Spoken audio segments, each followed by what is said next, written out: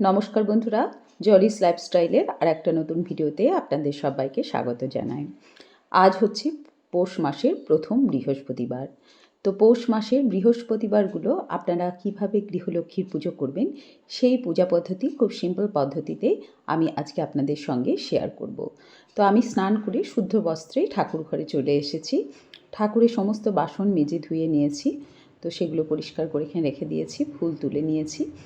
গাছে এখন ফুল তেমন ফুটছে না, তো কিছু ফুল কিনে আনাও হয়েছে। এখন আমি আমার ঘরে যে গোপাল আর শিবলিঙ্গ আছে, গোপাল শিবলিঙ্গ সব স্নান করিয়ে নিয়েছি।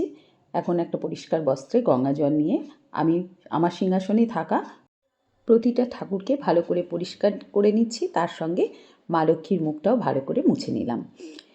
এখন আমি আমার গোপাল সোনাকে, মহাদেবকে, নারায়ণকে শ্বেতচন্দনে তিলক দেব। তারপর মা লক্ষ্মী, গণেশ ঠাকুর, তারপর আমার ঘরে মা কালী আছে, এদের আমি লাল চন্দনের তিলক দেব। তো যাদের যেরকম চন্দনের তিলক লাগবে আমি সেরকম চন্দনের তিলকই প্রতিদিন দেওয়ার চেষ্টা করি। মা লক্ষ্মী লাল চন্দনের তিলক পরতেই ভালোবাসেন, তাই আমি মা লক্ষ্মীকে লাল চন্দনের তিলক দিচ্ছি। এরপর মা লক্ষ্মীকে সিঁদুরের তিলক দিয়ে দেব। শুধু পৌষ মাসে বৃহস্পতিবার নয়, প্রতি বৃহস্পতিবারই মা লক্ষ্মীকে লাল চন্দনের তিলক এবং সিঁদুরের তিলক পরিয়ে দেবেন।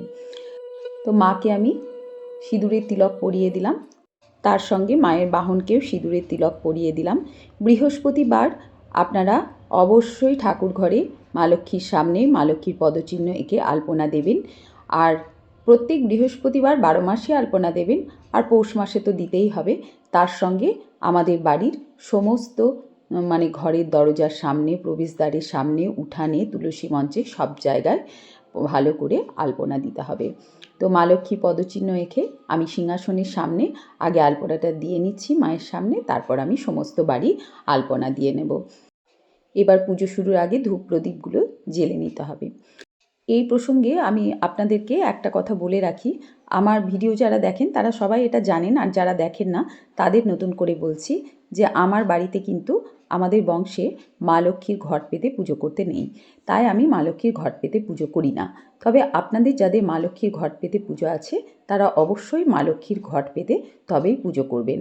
মা লক্ষ্মীর ঘট কীভাবে বৃহস্পতিবার পাতবেন সেই ভিডিও আমার চ্যানেলে দেওয়া আছে। আবার পৌষ মাসে বিশেষ পুজো হয় মা লক্ষ্মীর, সেটা কিভাবে পাতবেন সেই ভিডিও আমার দেওয়া আছে, তো আপনারা সেটা দেখে নিতে পারেন। তবু আমি আর একবার আপনাদেরকে বলছি, একটা পিতলের ঘট নেবেন, সেই ঘরটা জলপূর্ণ করে তাতে মঙ্গল চিহ্ন বা সিঁদুরের 3টে ফোঁটা দেবেন।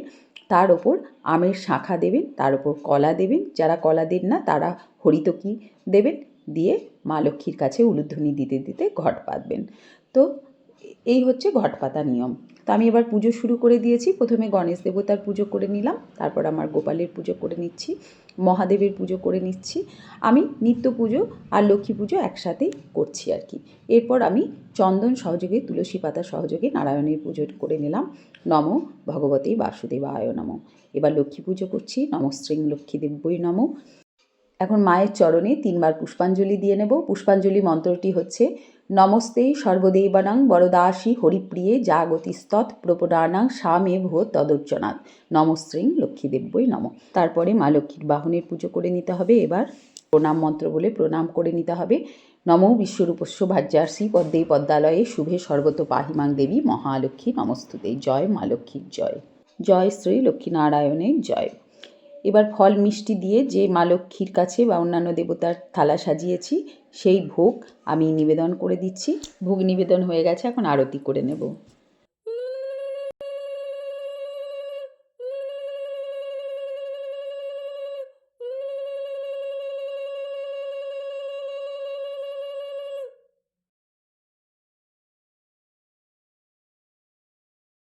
আরতির পর পূজা শেষে আমি মা লক্ষ্মীর ব্রতকথা বা পাঁচালিটা পড়ে নেব। আপনারাও অবশ্যই কিন্তু বৃহস্পতিবার মা লক্ষ্মীর পাঁচালি পড়বেন। শ্রী শ্রী লক্ষ্মী দেবীর ব্রতকথা। নারায়ণং নমস্কৃত্যং নরচৈব নরোত্তমং দেবীং সরস্বতী চৈব তত জয়মুদিরায় নমো গণেশায় বাসুদেবায় লক্ষ্মীদেব্যই নমো নমো। দোল পূর্ণিমা নিশি নির্মল আকাশ, মৃদুমন্দ বহিতেছে মলয় বাতাস, গোলকে কমলা সহবশী নারায়ণ কহিতেছে নানা কথা সুখে আলাপন, হেনকালে বিনা করে নারদ মুনিবর, হরিগুণগানে মাতি হইয়া বিভোর, করজোরে ধীরে ধীরে করিয়া প্রণতি, কহিতে লাগিল ঋষি নারায়ণী প্রতি, কহ মাতায় কেমন তোমার বিচার, চঞ্চলা চপলা প্রায় ফিরোদারিদার, মুহূর্তের তরে তব নাহিকতা স্থিতি, মর্তবাসী সদাতায় ভুগিছে দুর্গতি, শতত কুক্রিয়ারত নরনারীগণ, অসহ্য যাতনা দেয় দুর্ভিক্ষ ভীষণ, অন্নাভাবে শীর্ণকায় বলহীন দেহ, অতি কষ্টে আত্মহত্যা করিতেছে কেহ, প্রাণের অধিক কেহ পুত্র কন্যাগণে পরিত্যাগ করিতেছে অন্যের কারণে, বলহে করুণাময়ী কি পাপের ফলে, ভীষণ দুর্ভিক্ষ সদা মর্তবাসী জলে।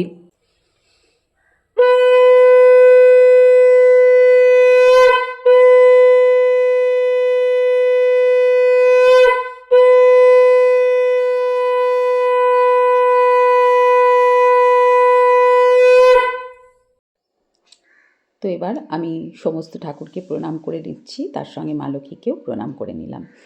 তো মা লক্ষ্মীর পুজো উলুধ্বনি ও শঙ্খধ্বনি দিতে দিতেই করতে হয়, আর আরতির সময় কাঁসর ঘণ্টা বাজাতে হয় না, উলুধ্বনি শঙ্খধ্বনি দিয়েই মা লক্ষ্মীর পুজো করতে হয়। তো যাই হোক, আজকে আমার বৃহস্পতিবারের পূজা পদ্ধতি আপনাদের কেমন লাগলো সেটা অবশ্যই জানাবেন। আপনারা যারা ঘট পেতে পুজো করেন তারা অবশ্যই ঘট পেতে পুজো করবেন, কিন্তু পূজা পদ্ধতিটা একই, কেবল ঘটে পুজো করতে হবে। তো আর যারা আমার মতো পূজা করবেন, যারা ঘট পাতবেন না, তারা আমার মতো এইভাবে একই পদ্ধতিতে পুজো করবেন। পূজা পদ্ধতি কিন্তু লক্ষ্মী পূজা পদ্ধতি একই, শুধু ঘট পাতা আর না পাতাটা পার্থক্য। তো আজকের মতো ভিডিওটা এখানেই শেষ করছি। ভালো থাকবেন আপনারা, দেখা হবে পরবর্তী আর একটা ভিডিওতে। ভালো থাকবেন, সুস্থ থাকবেন।